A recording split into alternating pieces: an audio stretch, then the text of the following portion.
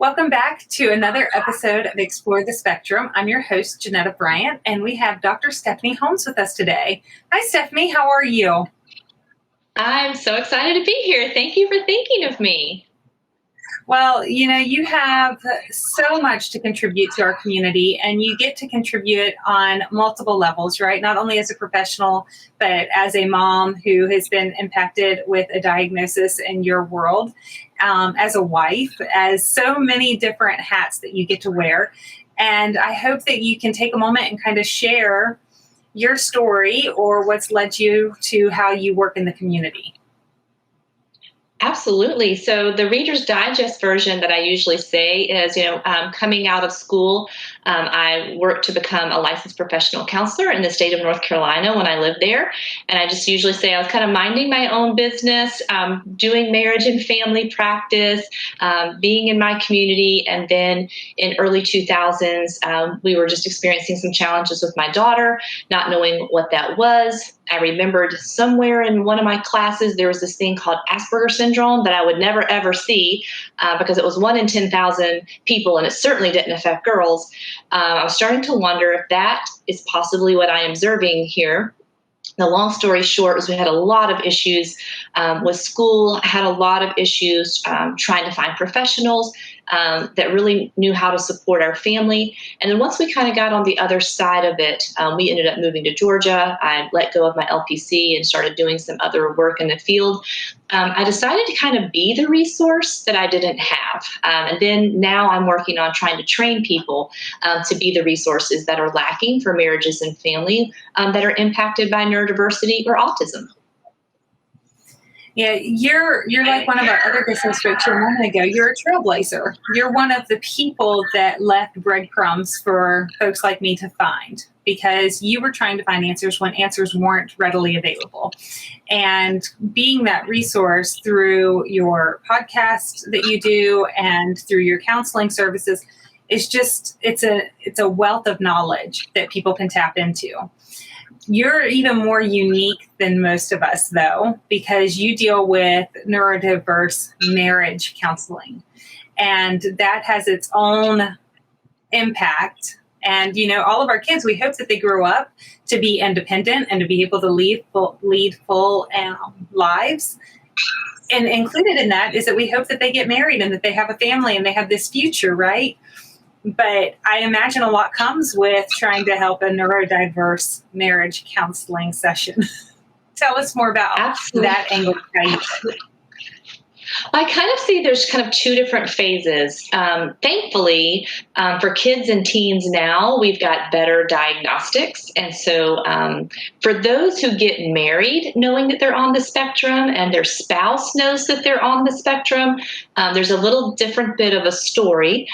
For most of my clients, what has happened is a child or a teenager, a grandchild, a niece or nephew has gotten diagnosed, and now everyone's discussing it and researching it. And guess what? Mom or dad or uncle or grandpa or someone else is really starting to meet these criteria too. So then what's happened in most of the situations that I work with, which is why I'm extremely passionate about clinicians getting better at adult diagnosis, is having a marriage where both parties don't know that a person is on the spectrum, and then that identification and then working through what that's like in marriage. That's kind of the complication of being having a neurodiverse family. And then the clientele that I work with is an even further marginalized population, because most people who are Christian or faith-based want a counselor who is also faith aware as well as autism aware. And that is really, really lacking in our clinical supports out there. I think that it's lacking. Universally, it's lacking, right? Like that isn't something that we're easily able to access. But I imagine the landmines that you have conversations around are infinitely bigger. You've got to say what a diagnosis is and how that impacts a marriage without placing blame on somebody, right? And being able to identify issues still for being issues and just having to come up with new and more clever solutions to figuring those out.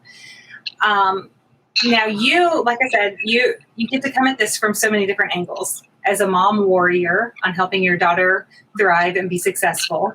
But am I sharing too much to tell you that you've had some of these same things in your life that you've dealt with? Oh, we are open about it on Neurodiverse Christian Couples, our podcast. Kind of the story of the marriage piece was life was so difficult when we couldn't get a school system, to be on board. When you're doing the 504 IEP, trying to get your team together, your OT, PT, and then get everybody on board. Just because you want your child to stay in a classroom. So much of K through 5th grade was just, I need her to stay in the classroom and I need her to have an education.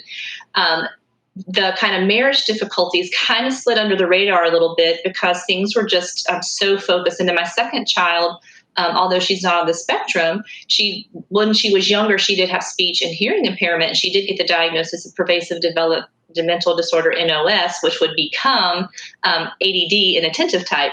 So both kids being neurodiverse, making sure that they had the needs and supports that they had. But as things became a little bit more stable, things were not okay really in our marriage. Now, my husband, we call it the tale of two marriages. His marriage was going just fine, and my marriage was not so great.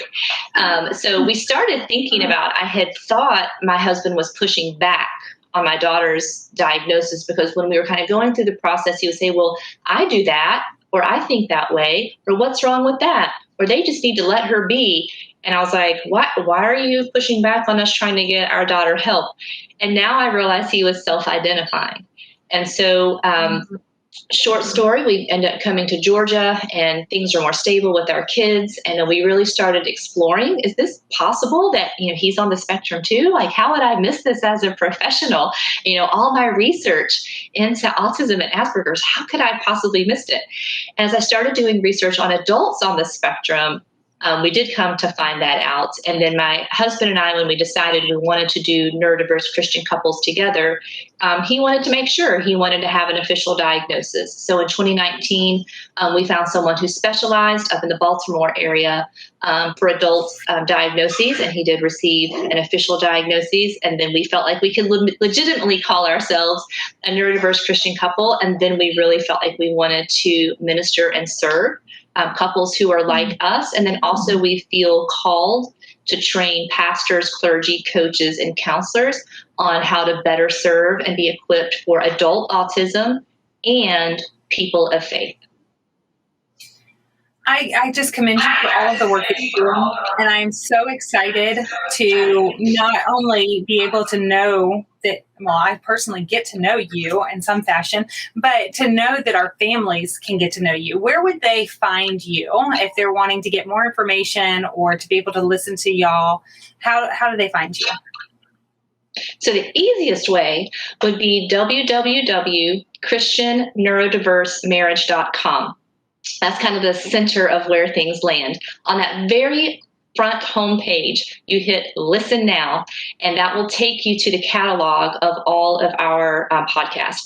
Now, I would say 75% of our catalog is really either adults on the spectrum issues or marriage and relationship issues, or maybe talking about something like theory of mind or executive function. Sometimes we do talk about, we've had you, of course, on the show to talk about abilities workshop or things with children. What if you're a neurodiverse couple and you have a neurodiverse child? But really our focus is the marriage, and especially JAMA came out with a report in 2019, 2.1 million people, and found that autism level 1 without cognitive impairment has an 80% heredity factor. So if there is a kiddo and you've loved someone on the spectrum, it is on someone's family tree. It is highly hereditary. We can put all this crazy stuff to the side about frigid mom and what did mom do during pregnancy to cause this.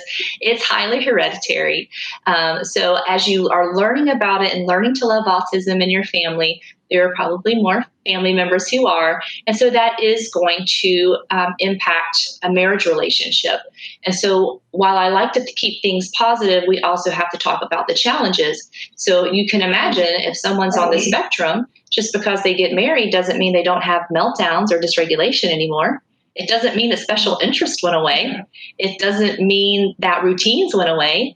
So if you're the spouse that's not on the spectrum, it can be kind of scary when someone's having an emotional dysregulation and throwing something, or you are having a conversation and all of a sudden they're going to go into their special interest of gardening for 3 hours and you're not going to be able to access them. Like, these things are still the same things that happen for a child are the same things that are happening for an adult. And so now how do we navigate that when it's a marriage partner relationship? As a mom to a child, you've got a little bit of control or some motivation factors and consequences. You can't use those same strategies when you're both partners. So kind of learning about it, embracing your neurodiversity, not making autism the bad guy for the marriage, but understanding with our two different brain types, we are going to have to figure out different strategies and how to accommodate each other for both of us to be fulfilled in this marriage. You're spot on, as you often are. I want to take this moment to thank you for joining us today and to enlighten our community to, pursue some of these ideas. If these are different hardships that you're finding in your marriage, or if you know people that are having different issues, or you're wanting to help your child be successful in their marriage, knowing that there might be landmines that they're going to have to navigate around differently. These are all things to consider when reaching out. Thank you so much for joining us today. Thank you. And for everybody that is joining us and watching, I want to thank you as well. And I hope that you will join us again as we continue to explore the possibilities.